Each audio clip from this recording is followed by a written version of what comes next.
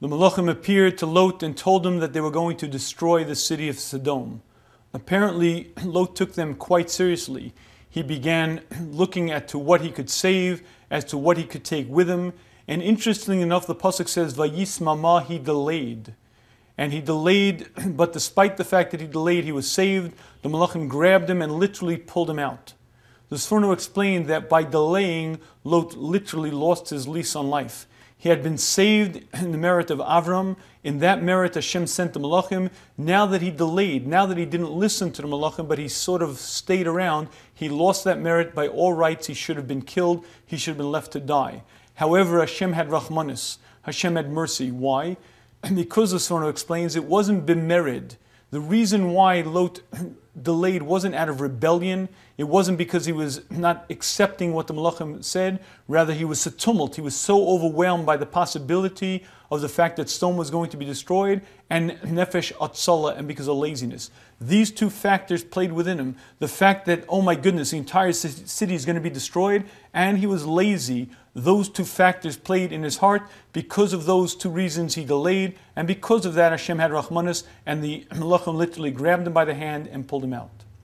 This Sforno is quite difficult to understand because it sounds like a Meneo Bay, an internal stira, contradiction. Why? Because if Lot believed what the Malachim said, which is quite clear from the fact that he was so tumult, he was so overwhelmed with the possibility that the entire city would be destroyed, how is it possible that he delayed because of laziness? If he understood the gravity of the situation, if he understood that the entire city was going to be destroyed, man, woman, and child, and that's why he was so overcome with emotion, how could laziness factor in as a reason why he would delay? Surely he would run for his life. Surely he would jump out a window, anything to save himself. How could laziness be a factor together as a reason why he delayed? And I believe the answer to this Rashi is that the midah, the character trait of laziness, gets into your bones and becomes a part of the essence of you. If you have laziness within you, motivation won't help, all of the drive in the world won't help. There's a heaviness, there's inertia. All right, let me take a break.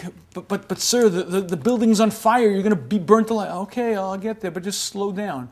As strange as it sounds, that's an operating force within the human. He may not quite recognize it, he may not quite realize it, but there's a heaviness, there's an inertia that holds him down.